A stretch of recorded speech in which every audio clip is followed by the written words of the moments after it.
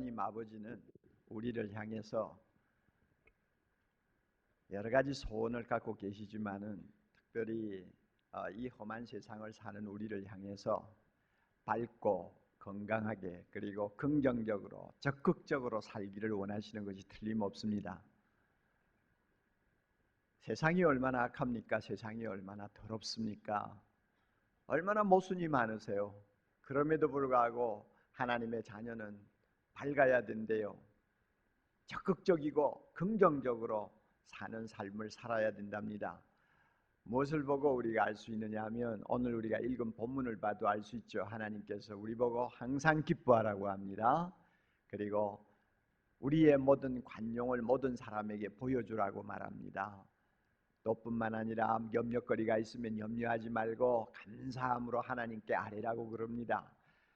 이 세 가지 말씀을 가만히 우리가 좀 마음에 담고 묵상해 보면 하나님이 우리를 향해서 얼마나 밝고 건강하고 적극적이고 긍정적인 삶을 살기를 원하시는가를 알 수가 있어요. 우리가 이 말씀대로만 순종한다면 정말로 우리는 세상 사람과 다른 모습을 보여줄 수 있다고 저는 생각합니다. 문제는 우리가 실천을 잘 못해가지고 참 하나님이 원하시는 모습을 보여주지 못하는데 참 우리의 부끄러움과 어려움이 있다고 할 수 있습니다.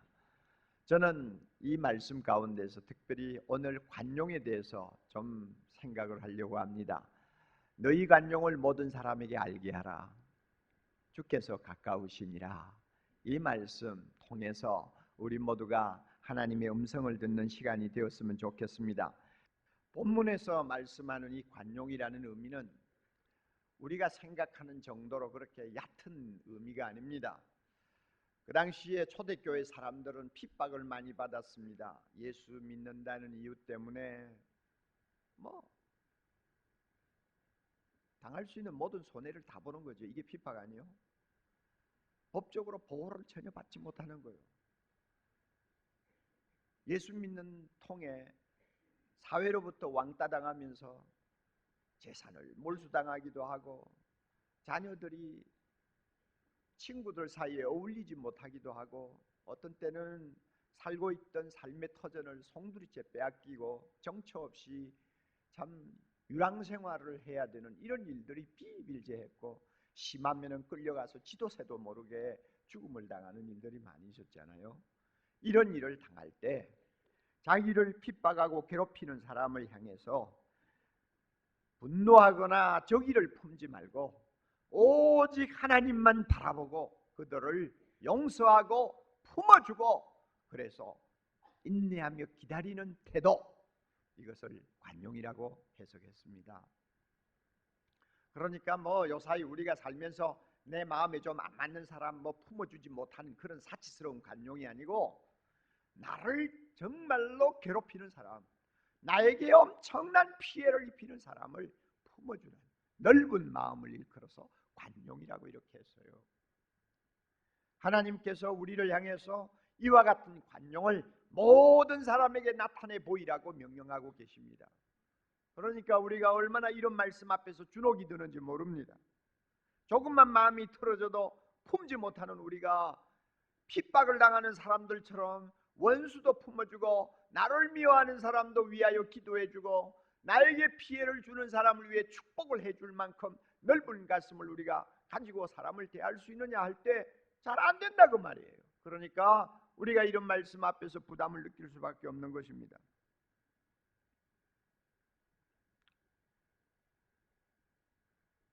관용의 본질은 긍휼에 있습니다. 불쌍히 여기는 마음에 있어요. 다시 말씀드리면 우리가 다른 사람을 넓은 마음으로 품으려면, 너그럽게 받아들이려면 그 사람을 불쌍히 여기는 마음이 밑바닥에 있어야 돼요.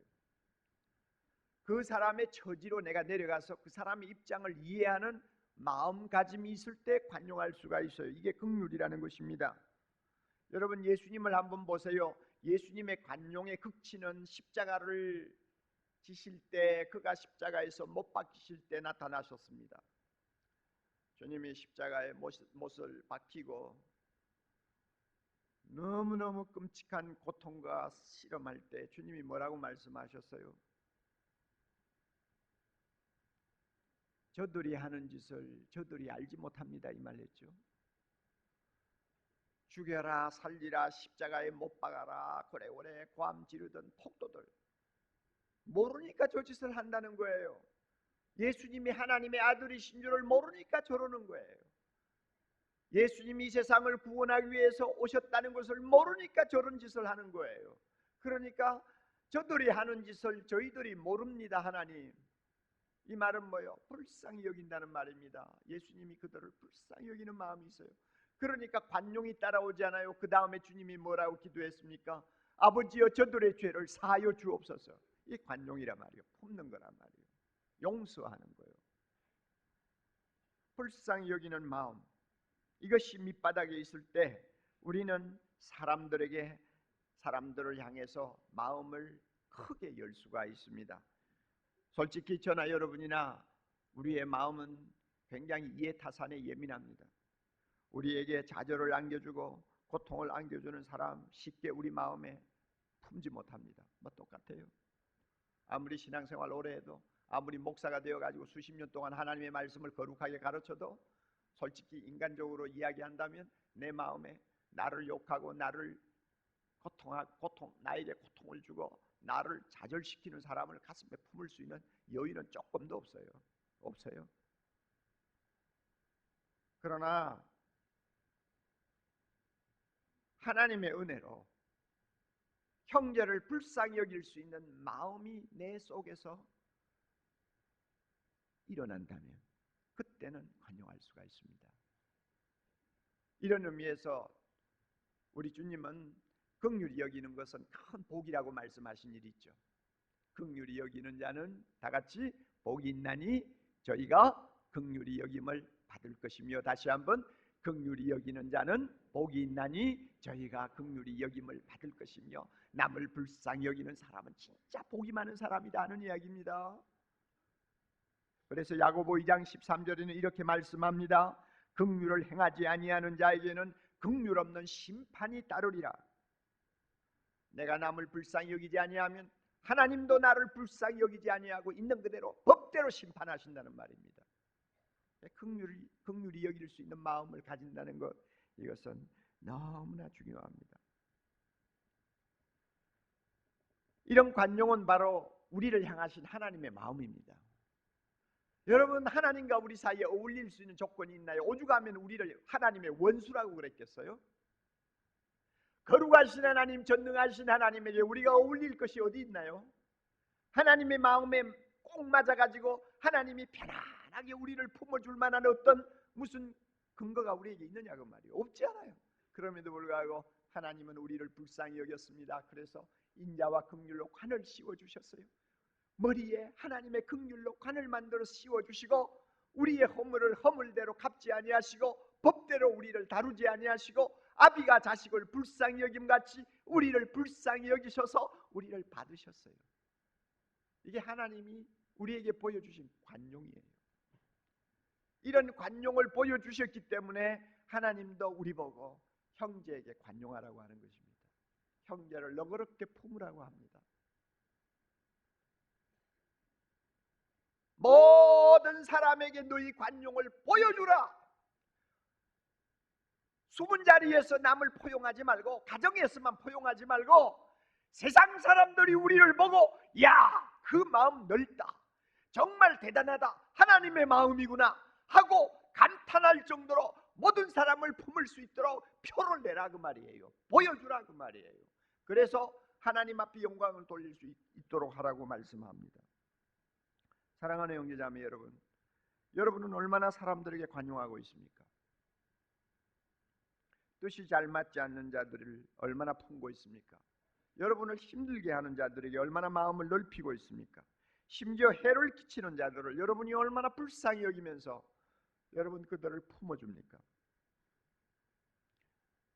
그렇게만 했더라면 지난 한 해의 삶이 훨씬 밝고 훨씬 더 건강하고 또한 긍정적이고 또 적극적인 삶이 되었을 것입니다.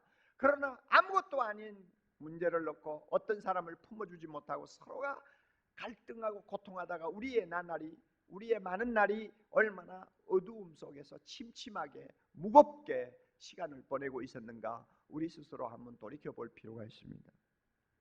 모든 사람에게 그리스도인의 관용을 보이라고 그랬으니까 우선 쉬운 것부터 이야기합시다. 먼저 교회 안에 있는 믿음의 형제들에게 우리는 관용을 보여야 합니다. 2절을 보면 이름이 둘 나오죠. 요디아라는 이름이 나오고 순두계라는 이름이 나오죠. 이 유디아와 순두계는 여자 이름이라고 흔히 보고 있습니다. 두 사람이 여자예요. 그런데 두 사람에 대해서 뭐라고 권합니까? 주 안에서 같은 마음을 품으라고 그러죠. 빌립보 교회가 얼마나 컸는지는 잘 모르지만은 많이 커봐야 몇백 명이겠죠. 그런 작은 공동체에서 주님을 섬기며 그 당시에 여러 가지 핍박과 고통을 받아가면서도 한 형제가 되어서 뜨거운 가슴으로 서로를 품어주면서 신앙생활했어요. 그러니까 어떻게 보면 빌립보 교회는 지상의 천국이죠. 그럼에도 불구하고 이 더러운 마귀가 인간의 약한 것을 이용해 가지고 사람들의 틈바구니에 들어가서 이간질을 할 때가 있어요. 그래서 아마 제가 볼 때는 유디아와 이 순두계는 상당히 참 헌신적이고 믿음 좋은 부인들인데 서로가 이제 일을 하다 보니 그 교회의 지도자들이 된 것 같아요. 리더십을 형성하는 핵심 인물이 된 것 같아요. 그런데 그만 두 사람 사이에 가끔 의견 충돌도 있고 또 어떤 면에 서로가 맞지 않아 가지고 상처를 주고 받기도 했나 봐요. 같은 교회에서. 그래 가지고 지금 서로 사이가 소원해졌어요. 그러다가 보니까 교회 안에 있는 다른 사람들도 어떤 사람은 순두계 편을 들고 어떤 사람은 요디계 편을 들고 이래 가지고 교회가 보이지 않게 이렇게 편이 갈리는 이런 불상사가 빌립보 교회 안에 일어났어요. 여러분, 교회라는 것은 잘못하면 이렇게 되기가 쉽습니다. 교회 환경은 정말 잘못하면 서로 상처 주고 상처받을 수 있는 여지가 많이 있습니다. 그럼에도 불구하고 많은 사람들이 상처를 교회 안에서 입고도 많은 세월을 서로 풀지 못하고 한 교회에서 신앙생활을 하게 됩니다. 여러분, 우리는 인정해야 합니다. 우리 모두 인간이에요. 우리가 중생받고 예수 그리스도를 닮아가는 그리스도의 제자의 삶을 살려고 노력합니다마는 역시 우리에게는 인간적인 약함이 있고 부패한 인간의 잘못된 악한 부분이 있습니다. 그러다가 보니까 그것으로 인해서 우리는 서로 상처 주고 상처받고 서로가 갈등하고 잘못하면 등을 돌릴 수 있는 여지가 얼마든지 있어요. 그러나 우리가 이런 약점을 가지고 있다는 것을 서로 불쌍히 여길 줄 알아야 합니다. 형제에게 완전을 기대하지 마세요. 옥목사에게 완전을 기대하지 마세요. 그것은 불가능한 이야기예요. 예수 믿고 중생받아 하나님을 찬양하는 거룩한 백성이 되기는 되었습니다만 우리에게는 인간으로서 약점을 다 그대로 가지고 있어요. 언제 그것이 노출될지 몰라요. 그러므로 완전을 기대하지 마세요. 그리고 어떤 실수나 어떤 잘못을 범했다 할지라도 여러분 그 잘못에 얽매여서 그 형제를 보지 마세요. 잠깐 그 잘못으로 인해 상처 입을 수도 있지만 거기에 매여 있어서는 안 됩니다. 빨리 우리는 그 잘못에서 벗어나야 합니다. 형제의 여러 가지 좋지 못한 것을 잊어버릴 수 있도록 우리의 마음을 돌려야 됩니다. 사랑과 용서의 능력을 가지고 위험한 감정, 해로운 감정에서 우리는 벗어나야 합니다. 거기에 얽매여서는 안 됩니다. 우리가 은혜를 구하면서 노력만 하면은 하나님께서 긍휼히 여기는 축복, 긍휼히 여길 수 있는 능력을 우리에게 주십니다. 그래서 우리가 잘만 하면 사랑이 증오를 극복하는 은혜를 우리가 함께 나눌 수 있습니다. 교회는 그런 데가 돼야 돼요. 믿음으로 서로의 의심을 극복할 수 있는 곳이 교회라야 됩니다. 소망을 가지고 절망을 이길 수 있는 능력을 체험해야 그게 교회입니다. 사랑하는 형제자매 여러분, 교회는 교회다워야 합니다. 한국 교회는 지금 교회가 교회로서 교회답지 못한 면을 너무 많이 보여주어 가지고 사회로부터 어떤 면에서는 관심 받게 대상이 되어버렸어요. 예수 믿는 사람 한번 틀어지면 절대 용서하지 않아요. 교회 안에서부터 우리가 불쌍히 여기고 관용하지 못한다면 그 사람은 밖에 나가서도 그렇게 못합니다. 쉽게 말하면 그 사람은 주님의 마음을 아직도 담지 못하는 사람입니다. 노력해야 돼요. 두 번째로는 가족에게 관용을 베풀어야 합니다. 참 여러분, 가족이 얼마나 소중합니까? 정말 살과 피를 나눈 혈육의 관계 아닙니까? 참 가족만큼 중요한 게 없죠. 이 세상에서 끝까지 같이 갈 수 있는 사람이 있다면 가족밖에 없잖아요. 참 가족이 중요합니다. 이 가족이야말로 하나님이 이 험한 세상 살아갈 동안 위로받도록, 우리가 좌절하지 않도록, 항상 새 힘을 공급받을 수 있도록, 정말로 마음의 기쁨을 누릴 수 있도록 하나님이 주신 참 어떤 면에 유일한 선물입니다. 이게 가족이에요. 가정이에요. 그렇지만은 또 한편으로 보면 가족만큼 가까우면서 서로 많은 상처 주고받고 서로 잘못하면 미워하기 쉽고 원수지기 쉬운 관계도 없는 것 같아요. 가정에서 살인자를 용서하고 받아주어야 하는 그런 어려운 일은 거의 발생하지 않습니다마는 남편과 아내 사이에서, 부모와 자녀 사이에서, 또 형제 자매들 사이에서 서로가 용서하고 받아주지 아니하면은 안 되는 경우를 하루도 겪지 않고 넘어가는 일이 거의 없습니다. 어떤 면에는 하루 12번도 더 용서하고 불쌍히 여기고 받아주어야 하는 그런 상황들을 우리가 경험하고 한 지붕 밑에서 살고 있지 않습니까? 체면 없이 위세 부리고 큰 소리만 치는 시어머니 어떻게 받아주어야 합니까? 폭력을 휘두르는 남편을 어떻게 품어주어야 합니까? 바가지를 긁는 아내를 어떻게 이해해야 합니까? 이기적인 딸, 거짓말 잘하는 아들, 공부에 관심이 없이 제 마음대로 또 바깥을 도는 자녀들, 우리가 어떤 식으로 참 그들에게 관용할 수 있다는 것입니까? 참 어려운 일입니다. 어떤 사람이 이런 말을 했어요. 누구를 미워한다? 그렇다면은 미워하기 시작하면은 그 미움이라는 감옥 속에 누구를 가두는 것이 되는 것입니다. 그러면 사람을 감옥에 가두면 밖에서 누가 지켜야 됩니까? 내가 지키는 거예요. 미워하는 사람이 밖에서 지켜야 돼요. 그러면 여러분, 우리가 형무소를 많이 가보지 않았습니다만은 형무소에는 갇혀 있는 죄수도 힘들지만은 지키는 간수도 힘들어요. 누구를 미워합니까? 미움의 감옥 속에 내 남편을 집어넣을 수도 있어요. 내 자식을 집어넣을 수도 있어요. 그렇다면 나는 밖에서 지켜야 되는 거예요. 똑같이 고생하는 거고 똑같이 고통당하는 것입니다. 우리가 이러면서 한 생을 살기가 쉽다는 것입니다. 이거는 비극이에요. 테레사 수녀에게 어떤 사람이 찾아왔어요. 부부간의 갈등을 가지고 부부 사이에 너무나 어려움을 많이 겪었어요. 수녀님, 어떻게 하면은 이 문제를 해결할 수 있을까요? 하고 충고를 구했습니다. 그랬더니 테레사 수녀 대답하기를, 기도하고 용서하십시오. 딱 한마디. 폭력을 휘두르는 부모 밑에서 고생하는 자녀들이 찾아와서, 수녀님 어떻게 했으면 좋겠습니까? 기도하고 용서하십시오. 시댁으로부터 아무 도움을 받지 못하는 가부가 찾아와서 어떻게 하면 좋겠느냐고 물었어요. 기도하고 용서하십시오. 품어주고 불쌍히 여기라는 말 아닙니까? 우리 가정에서 살아갈 때 참 어려운 일이 많이 일어납니다만 식구들을 불쌍히 여기면서 품어주지 못한다면 우리는 그 밖에 다른 사람 아무도 품을 수가 없습니다. 아무도 관용할 수가 없습니다. 가정에서 사랑하는 자녀들, 사랑하는 아내, 남편, 부모, 형제들 한번 하나하나 둘러보세요. 내가 용서하지 못하고 있는 자 있는지요? 아직도 마음에 담을 쌓고 있는 자 있는지요? 아직도 미워하는 자 있는지요?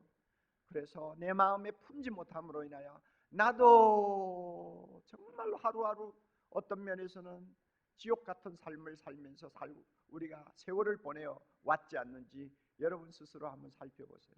만약 그렇다면 말씀대로 따르시기를 바랍니다. 너희 관용을 모든 사람에게 알게 하라. 남편에게 내가 예수님을 모시고 살기 때문에 내 마음이 얼마나 넓은가를 보여주어야 합니다. 아내에게 보여주세요. 자녀에게 보여주세요. 여러분을 미워하는 식구들에게 그 넓은 마음을 보여주세요. 그럴 때 우리가 삽니다. 하나님이 영광을 받으십니다.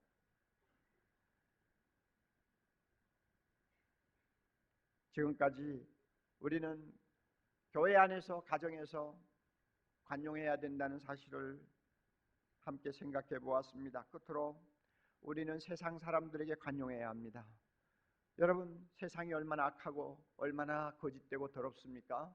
그런데요, 우리가 당하는 고통과 아픔과 손해의 대부분은 얼굴도 모르고 이름도 모르는 세상 사람들 때문에 당하고 있다는 거 여러분 아세요?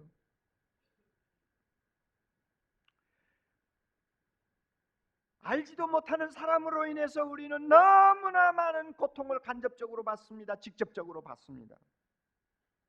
정치 잘못하는 사람들 때문에 우리가 얼마나 고통을 많이 겪어왔습니까? 경영 잘못하는 기업인 때문에 우리의 삶의 터전이 무너져서 가족들이 얼마나 그동안 어려운 하루하루의 삶을 이어왔습니까? 그렇잖아요. 환경 파괴를 제 맘대로 하면서 자기 뱃속만 챙기는 몰입애 같은 인간들 때문에 오늘날 우리가 얼마나 많은 피해를 입고 있느냐 그 말이에요.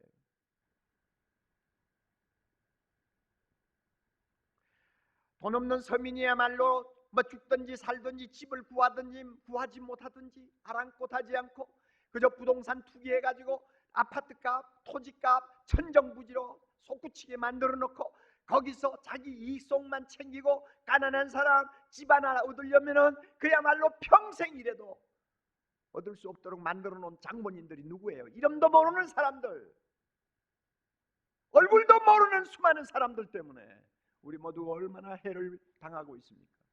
그러나 여러분, 이 세상에 사는 이상 우리는 그들을 향해 마음을 넓혀야 됩니다.